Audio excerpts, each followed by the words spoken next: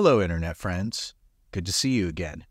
Today, we're going to be talking about one of our legacy products, one that we discontinued, the Haymaker drive.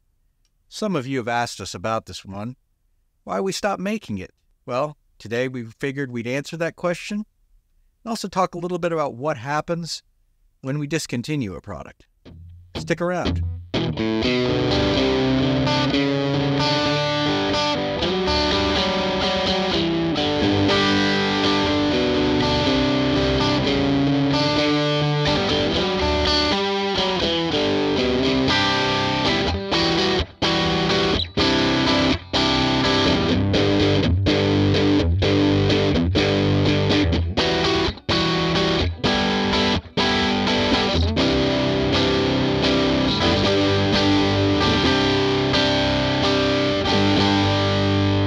So I'm going to talk about pedals, but I'm going to talk about something a little bit wider about this and grant me a little latitude, a little benefit of the doubt for a second while I parse this all out.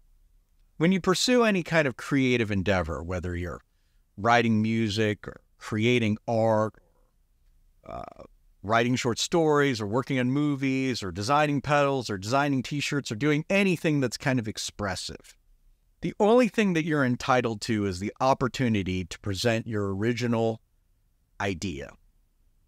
You are not owed an audience. You are not owed acclaim. You're not owed market success. You're not owed any of these things. All you have is the chance to try to present and pursue your original intention. And that's the number one reason we don't really make this pedal anymore, is at some point, it just wasn't selling enough. That can be a tough pill to swallow, but it's just like if you go look for a record or a CD or something that's suddenly out of print, or you can't find a copy of a movie that you really liked. That's really what it came down to. It no longer was worth it for whoever was making the things to continue making them. And at some point, we just weren't selling enough of these things to keep making it. But that doesn't take away from the fact that we got to make this thing, which was what we really wanted to do. It's just that at some point, we had to move on to do other things. So in 2014, after we've released our kilobyte, we had people asking us if we could do kind of the overdrive side of the kilobyte, but as a standalone drive. We decided to go a little bit further with that, and what we did was Haymaker, which is meant to be a standalone drive that rotates a clipping network between a soft clipping side, a hard clipping side, or removes it entirely for a boost. The controls were gain, tone, volume, and a shape control that kind of defined how much presence and overall crunch was in the circuit. Now, when we put this out, we thought this was going to be the last overdrive pedal that we would ever have to make, because between the different modes, a clean blend on the inside of it, and just the fact that there was a whole bunch of stuff that you could dial up out of this thing, we never thought that we'd have to mess with drive pedals ever again. We'd be done and we'd be over it. So we've discontinued this pedal, but I want to show you how you can get some of the sounds that are in this thing from the other things that we still have out there. I think you'll like what you have to hear.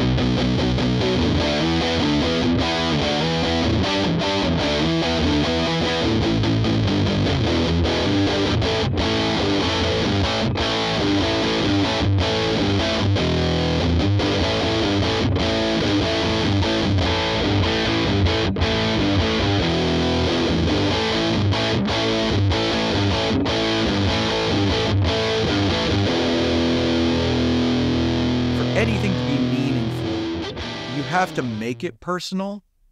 But when you put it out into the marketplace, you can't take it personal.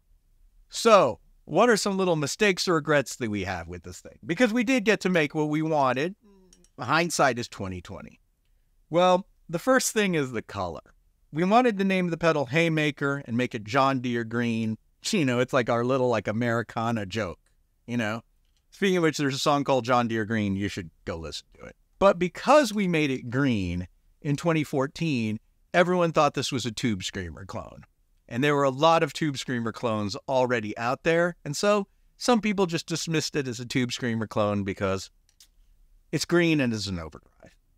And that, I think, might have led people a little astray.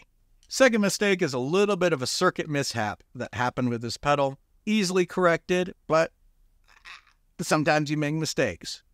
One day I was looking at the schematic and layout of this pedal after we had this in production, and I realized something differed between what I had on my notes and what we had in the official documentation. I sent a message with all of that stuff to a friend of mine, Brian at Subdecay Effects, and I said, "Excuse me, but does something not quite add up here?" And he pointed out one layout error in this pedal that changed the way Mode A sounds from what I had originally in my design intention to what ended up in the production. So, simple enough. There's one small mod. We'll show a picture of it. You or a tech can do it, or if you ever end up with a problem with your pedal, you can send it to us and we can do that mod for you. Easy peasy. But it makes Mode A sound more like what I remembered designing and not what we ended up producing.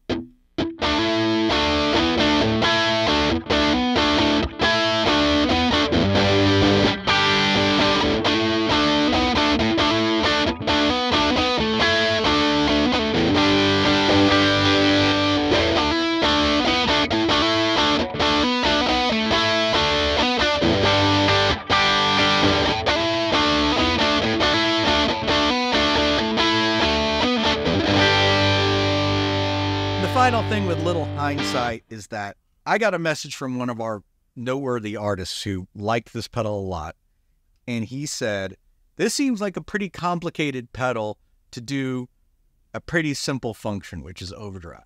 My intention with this pedal was to make it similar to our kilobyte delays and other pedals where you could kind of tweak it and really get what you wanted.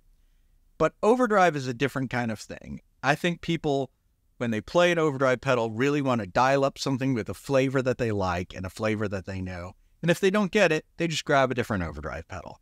It's more about a quickness and immediacy, an intuitive thing, and not so much a logical pursuit thing so much when you're using an overdrive pedal. So maybe we went a little bit overcomplicated for people on this thing. I don't know. I still love it. That might just be the difference between our preference and what works in the market. Who's to say?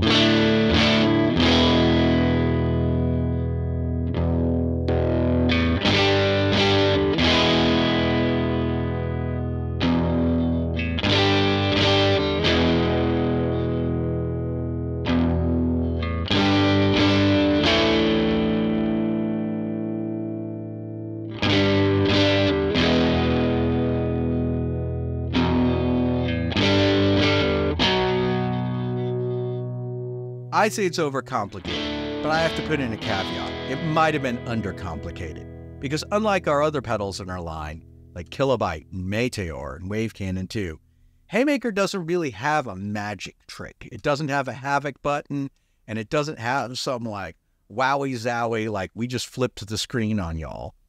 And I think that threw people. We had artists who said, "I really like the sound of this pedal. I think the function might be more what I need, but when I play Wave Cannon 2 or Shigeharu, I can do crazy stuff with these things, and I kind of need that." And so we might have also played it a little safe here, where we could have gone crazier. We thought the 3 modes were the magic trick, but it turns out that's less fun than screaming octaves of feedback. But all in all, here's the deal. We have hundreds of customers who've loved these things, who swear by them, and if they're out there, it can still be a really rewarding product, and we'll still support it if you have a problem with yours. I think people really like these things.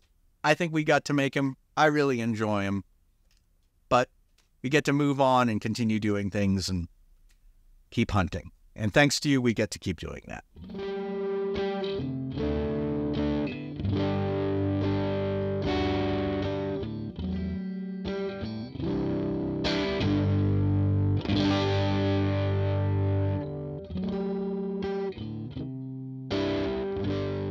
Hey friends, thanks for watching.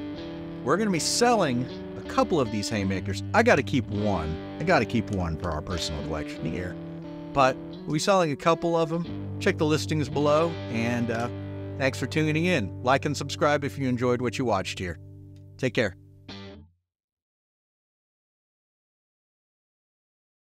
On the color front, this is kind of funny. We got a limited run of a batch of these in a color called Desert Sand from our vendor.